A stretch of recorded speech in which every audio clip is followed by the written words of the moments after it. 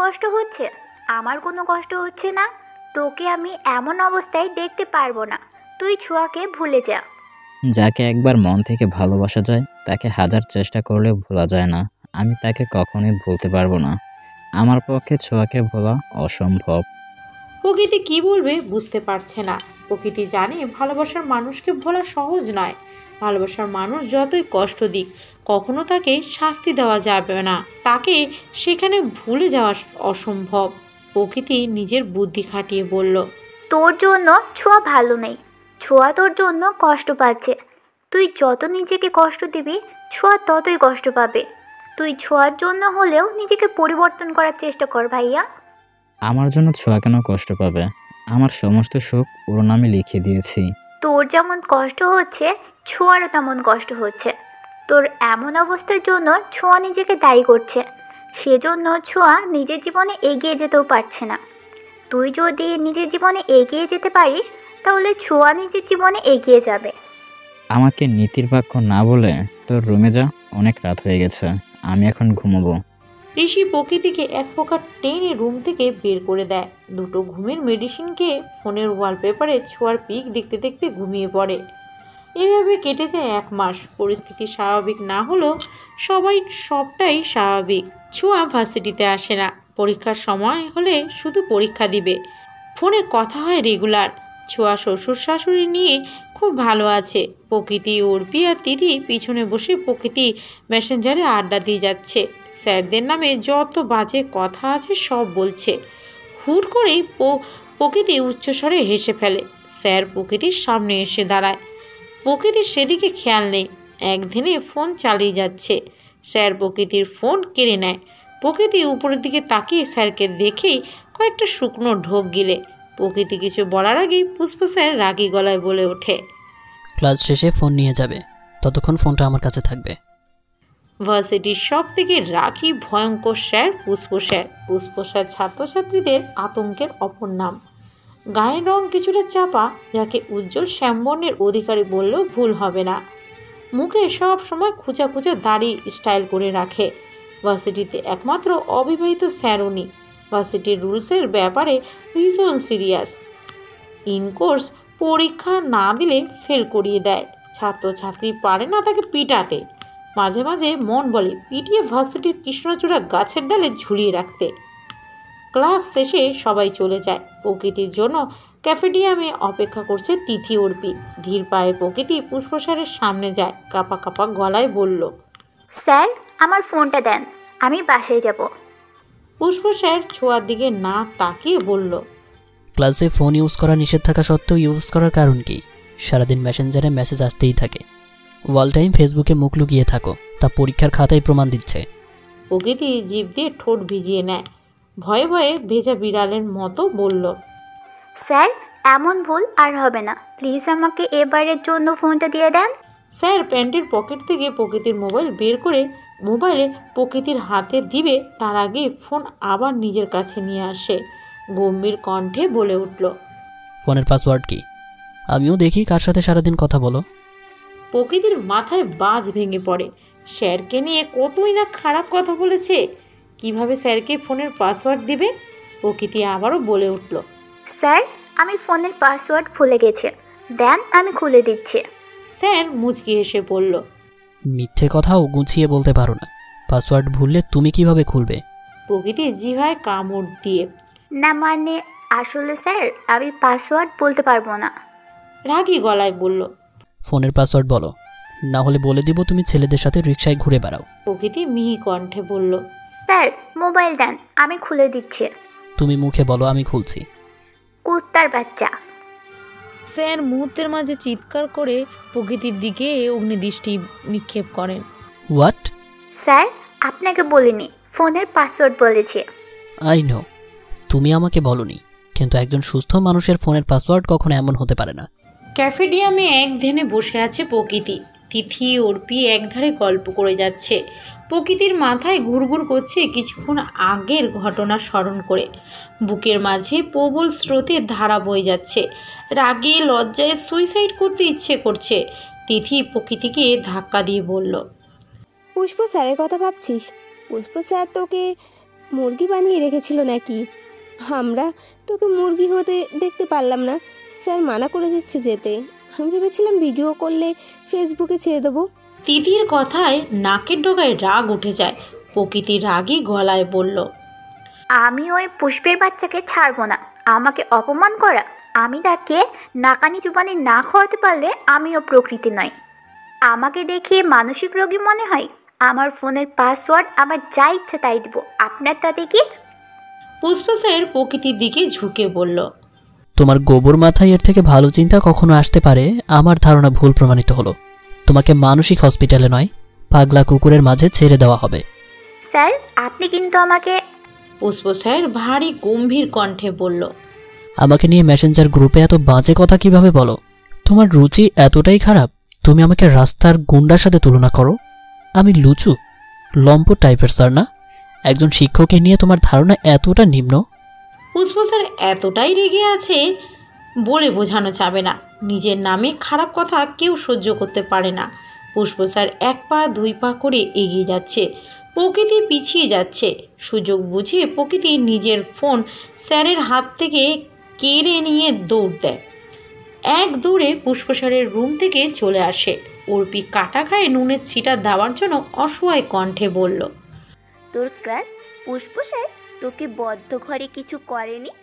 হুম, যদিও পুষ্প স্যার ভালো, কিন্তু তুই তো পুষ্প স্যারের ওপর ফিদা। তোকে তো বিশ্বাস নেই কখন কি করে ফেলিস পুষ্প স্যারের সাথে। তাছাড়া পুষ্প স্যারও অনেক কিছু করতে পারে, বাড়িতে যে বউ নেই। অর্পি কথা শেষ হতেই উচ্চস্বরে হাসিতে গড়াগড়ি খাচ্ছে অর্পি তিথি। আশপাশে অন্য ছেলেমেয়েরা তাদের দিকে ক্ষিপ্ত দৃষ্টিতে দেখছে।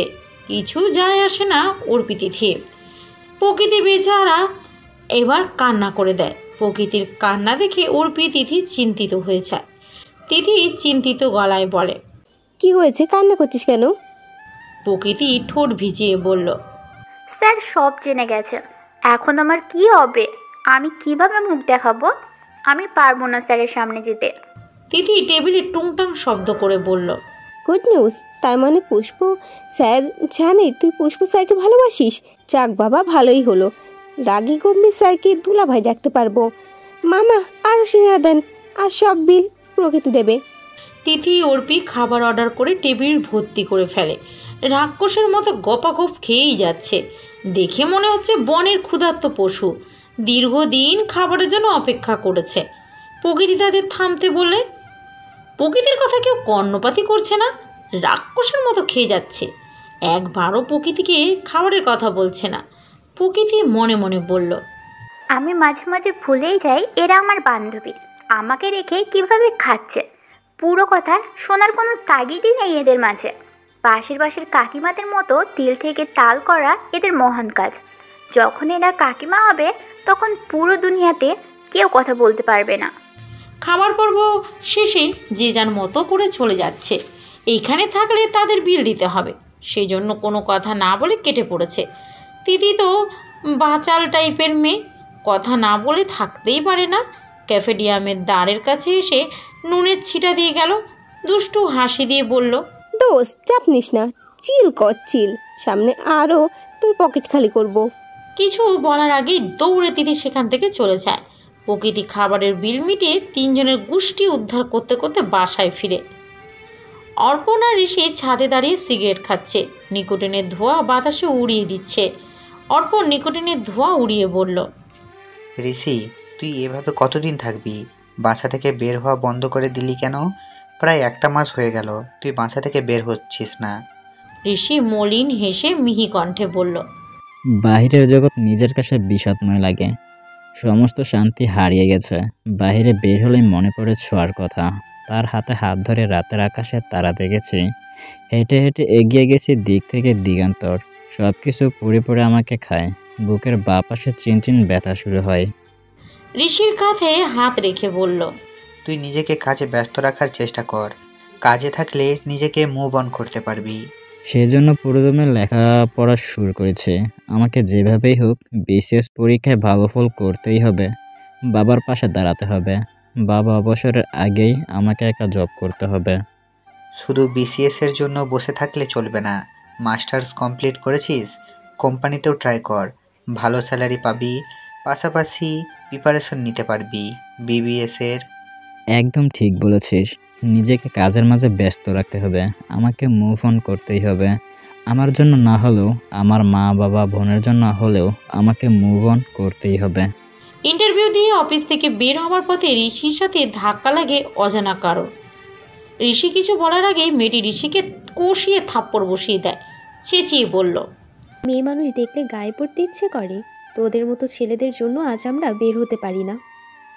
ঋষি মাথা নিচু করে বলল, ম্যাম, আপনি ভুল ভাবছেন। আমি ইচ্ছে করে আপনাকে ধাক্কা দিইনি। ফোনে কথা বলায় মগ্ন থাকার জন্য ভুলবশত হয়ে গেছে। মেয়েটি তেড়ে ঋষির দিকে আসে। ঋষি কথা না বাড়িয়ে চলে আসে। এতে মেয়েটি আরও রেগে যায়। মেয়েটি দৌড়ে ঋষির সামনে আসে, ঋষির হাত ধরে টানতে টানতে বাইরে নিয়ে আসে। ঋষি মেয়েটির ব্যবহার দেখে হতভম্ব, কি বলবে বুঝতে পারছে না। ঋষির পায়ে লাথি দিয়ে বলল, কান ধরে উঠবস করতে হবে, আমাকে ধাক্কা দেওয়ার শাস্তি পেতে হবে। ঋষি কোমল কণ্ঠে বলল, ম্যাম, এখানে সিনক্রেট করার চেষ্টা করবেন না। আমি মানছি আমার ভুল হয়ে গেছে। মানুষ মাত্রই ভুল। আজ আমার জায়গায় যদি আপনি থাকতেন। মেয়েটি হুঙ্কার দিয়ে বলল, ব্যাস, আপনার নীতিবাক্য আপনার কাছে রাখেন, আমাকে জ্ঞান দিতে আসবেন না। আপনি যদি আমার কথা না মানেন, আমি আপনাকে খুন করব। আপনি সামান্য একটা ধাক্কা নিয়ে অনেক বড় সিনক্রেট করেছেন। আমার হাতে সময় নেই, আমাকে বাস ধরতে হবে। আপনার বাজে কথা শোনার মতো টাইম আমার হাতে নেই। মেয়েটি অগ্নি দৃষ্টি নিক্ষেপ করে বলল, আমি আজে বাজে কথা বলছি, অস্ত্রকে নিজ হাতে শাস্তি দেব।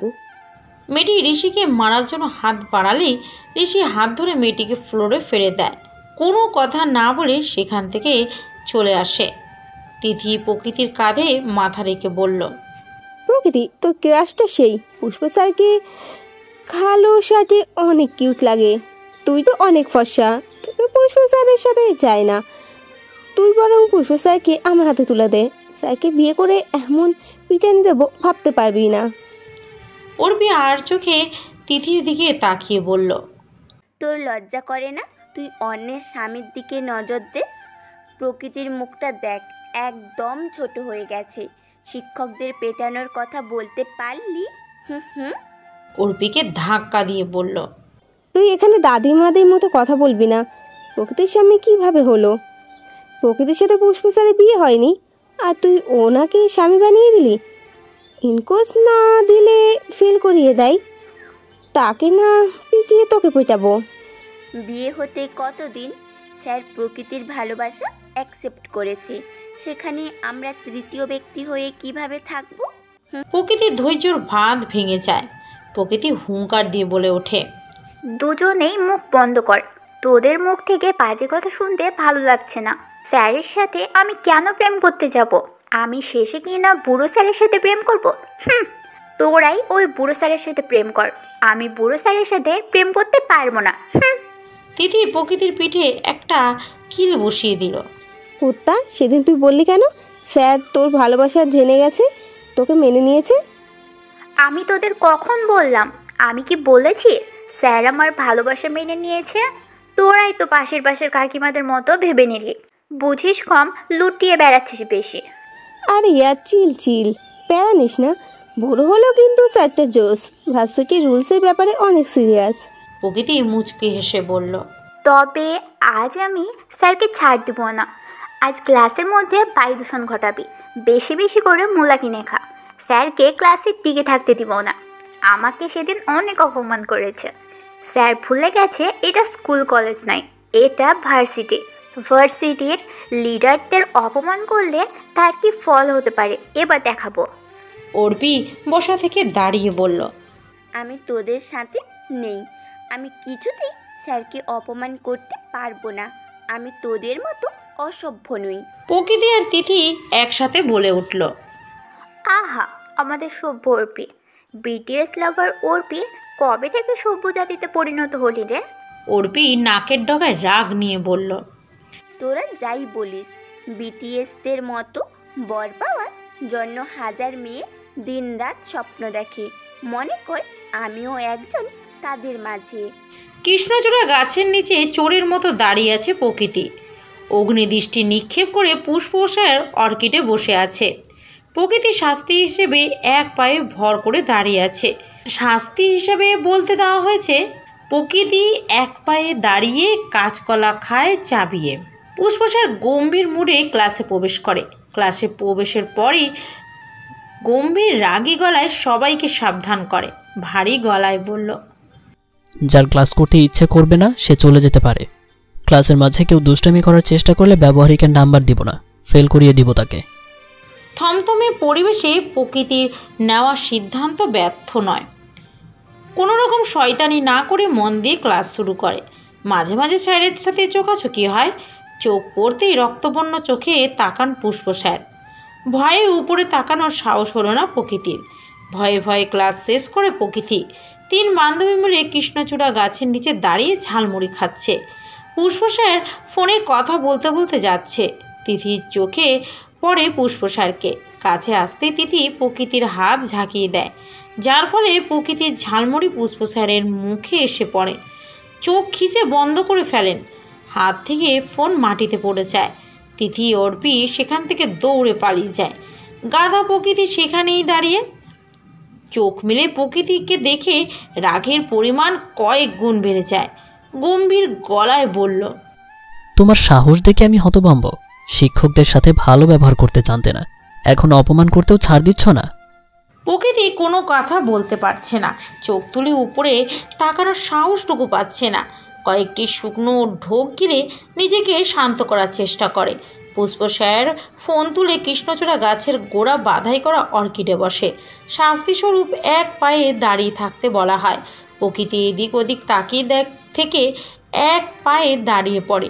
প্রকৃতির চোখ থেকে নোনা জল গাল বেয়ে গড়িয়ে পড়ছে। মুখে বলে যাচ্ছে, প্রকৃতি এক পায়ে দাঁড়িয়ে কাঁচকলা খায় চাবিয়ে। প্রকৃতির শাস্তি শেষ হতেই চিৎকার দিয়ে ভেজা গলায় বলল, পুষ্প স্যার, আপনার সাহস থাকলে আমাকে বিয়ে করে দেখান। সাহস তো শুধু শাস্তি দেওয়ার, মাঠের মাঝে এক পায়ে কান ধরে দাঁড় করানোর। বুকে সাহস থাকলে আগামীকালই বিয়ের প্রস্তাব নিয়ে বাসায় আসবেন। পুষ্প স্যার প্রকৃতির কথা শুনে আশ্চর্য হয়ে যায়। কোনো কিছু বলার সুযোগ না দিয়ে প্রকৃতি কান্না করতে করতে সেখান থেকে চলে যায়। স্যার বুঝতে পারে প্রকৃতির সাথে অন্যায় করেছে। বড় একটা মেয়েকে এভাবে অপমান করা ঠিক হয়নি। পুষ্প স্যার বুঝতে পারে প্রকৃতির সাথে অন্যায় হয়েছে। প্রকৃতির প্রতি এতটা কঠোর হওয়ার জন্য লজ্জিত। একের পর এক ইন্টারভিউ দিয়ে যাচ্ছে, কোথাও জব হচ্ছে না ঋষির। ইন্টারভিউ দিতে দিতে ক্লান্ত। বাইরে ঝুমঝুম বৃষ্টি। ঋষি দৌড়ে বাস স্ট্যান্ডে এসে দাঁড়ায়। বেঞ্চে বসে আছে সেই মেয়ে, বেয়াদব মেয়েটা। না দেখার ভান করে অপর পাশে ঘুরে দাঁড়ায় ঋষি। অচেনা মেয়েটি ঋষিকে দেখেই চিনে ফেলে। মেয়েটি তেড়ে ঋষির কাছে আসে। আমি তোকে ছাড়বো না। সেদিন তুই আমাকে অনেক আঘাত করেছিস, আজ তোকে আমার হাত থেকে কেউ বাঁচাতে পারবে না। ঋষি না চেনার ভান করে বলল, কে আপনি? আমার ওপর এভাবে রেগে আছেন কেন? আমার দিকে তেড়ে আসার কারণ কি? আমি অজান্তা। তুই সেদিন আমাকে ধাক্কা দিয়ে নেপচুন পাঠিয়ে দিয়েছিলি, আজ তোকে আমি ওগান্ডা পাঠাবো। ঋষি ভ্রু কুঁচকে বলল, সরি ম্যাম, চলার পথে এমন অনেক বড় ভুল হতে পারে, সেসব নিয়ে না ভেবে বৃষ্টি উপভোগ করেন। এত রাতে আপনি বাইরে কি করছেন? অজান্তা রাগী গলায় বলল, রাতে শুধু ছেলেদের কাছ থেকে, মেয়েদের কোনো কাজ নেই। মেয়েরা রাতে বাইরে বের হতে পারে না, এমন কোন সংশোধনী লেখা আছে? ম্যাম, আমি এইভাবে বলতে চাইনি। আপনার সাথে কেউ নেই, আপনি একা মানুষ তো। বাইরে প্রচুর বৃষ্টি হচ্ছে, সাথে বিদ্যুৎও চমকাচ্ছে। আমি অফিসের কাজ শেষ করে বাসায় ফিরছিলাম। আমার গাড়ি নষ্ট হয়ে যাওয়ার জন্য আমি এখানে বাসের জন্য অপেক্ষা করছি। বাসায় ফোন যাচ্ছে না, নেটওয়ার্কের সমস্যা। আমি যদি আপনার গাড়িটা ঠিক করে দিই, ধরে নেন সেদিনের শাস্তি হিসেবে আপনার গাড়িটা ঠিক করে দিলাম। ঠিক করতে হবে না, এত ঝড়ে হাওয়ার সাথে বৃষ্টিতে ভিজে ঠিক করতে হবে না। বাই দ্য ওয়ে, আপনি সেদিন আমার মায়ের অফিসে কেন এসেছিলেন? আমি একটা জবের জন্য অ্যাপ্লাই করেছিলাম, কিন্তু জবটা আমার হয়নি। অজান্তা ঋষির দিকে তাকিয়ে আছে। ভেজা মাথার চুল কপালে নুইয়ে পড়েছে। বৃষ্টিতে ভেজার ফলে শার্ট গায়ে লেপ্টে আছে। কেমন জানি আসক্ত হয়ে পড়েছে ঋষির উপর। আপনি আগামীকাল থেকে অফিসে চলে আসবেন, আপনার জব হয়ে গেছে। সরি, আমি আপনার করোনায় জব নিতে পারবো না। আমার যোগ্যতা থাকলে আমি জব পেয়ে যাব। ধরে নিন অফিসের একজন কর্মকর্তা হিসেবে আপনাকে জব অফার করলাম। এখন আপনার যোগ্যতা দেখিয়ে কাজ করেন। আপনার যোগ্যতা কতটা আছে তা কাজে প্রমাণ করেন। কেন এমন হচ্ছে অজান্তার? তাকে তো সে চিনেই না। নিজের আসক্ত দূরে ঠেলে দিয়ে বলল, তোকে জব অফার করা হলো প্রতিশোধ নেওয়া। এত পরিমাণ কাজ দেব তুই পরের দিন অফিস থেকে লেজ গুটিয়ে পালাবি। অজান্তার সাথে লাগতে আসলে শাস্তি তো পেতেই হয়। ঋষি অজান্তাকে যতটা বেয়াদব অহংকারী মেয়ে ভেবেছিল ততটা অহংকারী মেয়ে নয়। ছোট থেকে মা বাবার আদরে বড় হওয়া সন্তান। অজান্তা মনে মনে বলল, ভালোবাসার মানুষকে কষ্ট দিয়ে কেউ সুখী হতে পারে না। যতই ভুলার চেষ্টা করুক ভালোবাসার মানুষকে, স্মৃতিগুলো তাড়া দিয়ে বেড়ায়। ছোঁয়া বেলকনিতে দাঁড়িয়ে ঋষির কথা ভেবে যাচ্ছে। ঋষির সাথে নানা কারণে অকারণে ঝগড়া করত। বৃষ্টিতে ভিজতে ঠান্ডা লাগবে জেনেও ঋষির হাত ধরে বৃষ্টিতে ভিজেছে। আজও বৃষ্টি হচ্ছে। বৃষ্টির সে ভালোবাসার অনুভূতি নেই। বৃষ্টির প্রতিটি ফোঁটা তীরের মতো লাগছে বুকের ভিতর। বিয়ের পর স্বামীর কাছ থেকে ভালোবাসা পায়নি। শ্বশুর শাশুড়ি খুব ভালো মানুষ, তারা ছোঁয়াকে খুব ভালোবাসে। বিয়ের পরের দিন ছোঁয়াকে রেখে অন্য মেয়ের হাত ধরে চলে গেছে ছোঁয়ার হাজব্যান্ড। ছোঁয়াকে বিয়ে করেছে মায়ের কথা রাখতে। আজ বৃষ্টির জলে ভিজে বলতে ইচ্ছে করছে,